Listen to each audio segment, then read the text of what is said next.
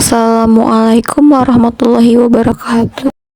Pada kesempatan kali ini, saya akan menjelaskan secara singkat materi bahasa Sunda tentang terjemahan atau terjemahan. Untuk bagian pertama yaitu arti terjemahan. Terjemahannya eta kagiatan memindahkeun amanat eusi atau maksud tina hiji basa atau sumber bahasa karena bahasa sejen atau bahasa sasaran tanpa ngarobah artina.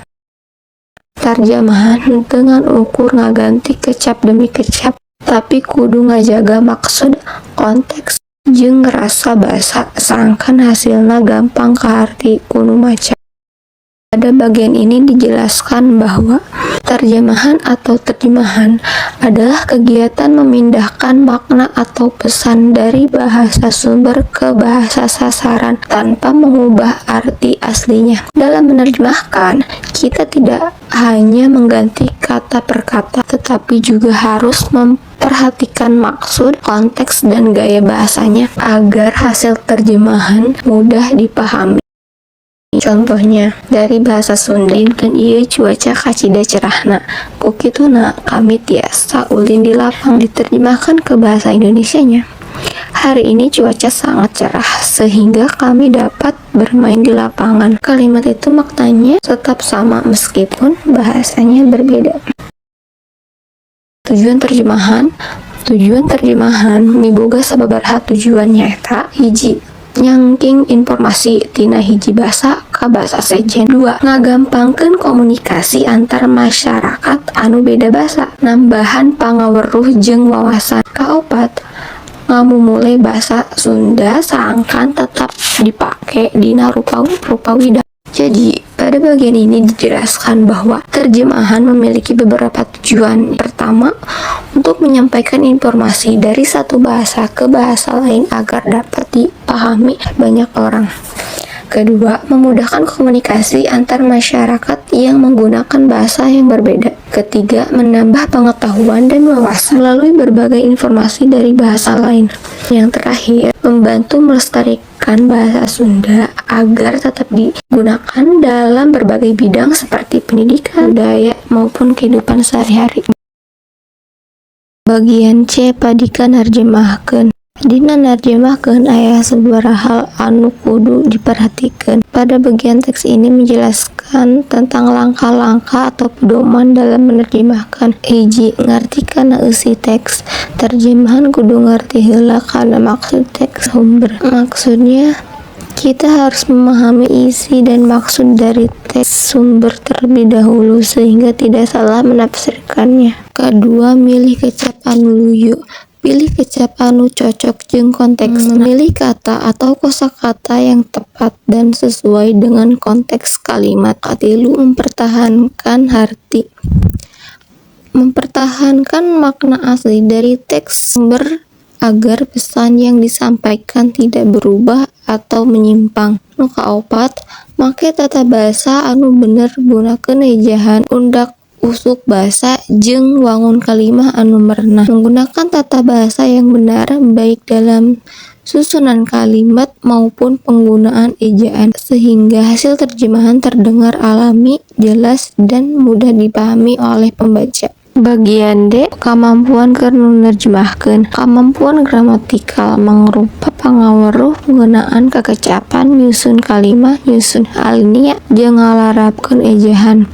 2. Kemampuan sosial-linguistik mangrupa pangaweruh ngeunaan hiji basa dina kahirupan sapopoe dina masyarakat pamaken. Kemampuan semantiknya eta mangrupa kemampuan dina ngaguar arti atawa makna teks anu rek diterjemahkeun. Kemampuan yang harus dimiliki oleh penerjemah yang baik harus memiliki beberapa kemampuan. Pertama, kemampuan gramatikal, memahami tata bahasa, penggunaan kosakata, cara menyusun kalimat, menyusun paragraf, serta menggunakan ejaan yang benar agar hasil terjemahan mudah dipahami. Kedua, kemampuan sosial-linguistik, yaitu memahami bagian bahasa digunakan dalam kehidupan sehari-hari sesuai dengan budaya dan situasi masyarakat penuturnya, sehingga terjemah terdengar alami dan sesuai konteks. Ketiga, kemampuan semantik, yaitu kemampuan memahami makna atau pesan yang terkandung dalam sebuah teks agar hasil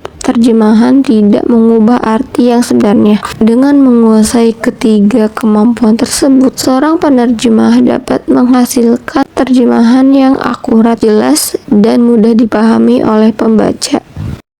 Bagian E, wadah terjemahan atau jenis-jenis terjemahan. Dijelaskan bahwa terjemahan memiliki beberapa jenis, di antaranya terjemahan harfiah dan terjemahan bebas. Terjemahan harfiah adalah menerjemahkan kata demi kata sesuai dengan bentuk aslinya. Jenis terjemahan ini biasanya digunakan jika setiap kata memiliki padanan yang sama dalam bahasa sasaran. Contohnya dari kata buku menjadi buku, sekolah menjadi sekolah. Dua, terjemahan bebas. Terjemahkan dumasar karena maksud kalimah supaya lebih merenah dibaca. Terjemahan bebas lebih mengutamakan makna atau pesan yang ingin disampaikan daripada menerjemahkan setiap kata secara langsung. Tujuannya agar hasil terjemahan terdengar lebih alami, mudah dipahami, dan sesuai dengan konteks. Misalnya, jangan membuang sampah sembarangan. Ketika diterjemahkan ke dalam bahasa Sunda menjadi kalimat ulah micen runtah sagawayah. Walaupun susunan katanya berbeda, namun makna yang disampaikan tetap sama. Bagian F yaitu langkah-langkah narjemahkeun. Langkah-langkah narjemahkeun aya 5 poin. 1. Maca teks nepi ka ngerti eusina. 2. Nangtukeun kecap-kecap anu hese. 3. Neangan harti dina kamus lamun diperlukeun. 4. Narjemahkeun kalimah demi kalimah. 5. Mariksa deui hasil tarjemahan supaya henteu robah artina. Langkah-langkah atau langkah-langkah yang perlu dilakukan agar hasil terjemahan menjadi baik dan sesuai dengan makna hasilnya. Langkah pertama adalah membaca teks secara keseluruhan sehingga benar-benar memahami isi dan maksudnya. Setelah itu, tandai kata-kata yang sulit atau belum dipahami. Jika ada kata yang tidak diketahui artinya, kita dapat mencarinya di kamus atau sumber yang terpercaya. Selanjutnya, terjemahkan kalimat demi kalimat dengan tetap memperhatikan konteks dan makna, bukan hanya menerjemahkan kata per kata. Baca kembali hasil terjemahan untuk memastikan tidak ada kesalahan dan maknanya tetap sama dengan teks asli. Dengan mengikuti langkah-langkah tersebut, hasil terjemahan akan lebih akurat, mudah dipahami, dan enak dibaca. Bagian B, contoh terjemahan. Contohnya dalam teks bahasa Indonesia. Sekolah merupakan tempat untuk belajar. Di sekolah, kita memperoleh ilmu, pengalaman, dan teman baru. Oleh karena itu, kita harus menjaga kebersihan dan ketertiban sekolah. Untuk terjemahan bahasa Sundanya, sekolah mangrupa tempat pikeun diajar. Di sekolah urang menang ilmu, pengalaman, jeung babaturan anyar. Ku sabab eta, urang kudu ngajaga kebersihan jeung ketertiban sekolah. Dan ini adalah latihan dibagi menjadi 2 bagian. Bagian pertama meminta menerjemahkan dari bahasa Indonesia ke bahasa Sunda, sedangkan bagian kedua diminta untuk menerjemahkan kalimat dari bahasa Sunda ke bahasa Indonesia.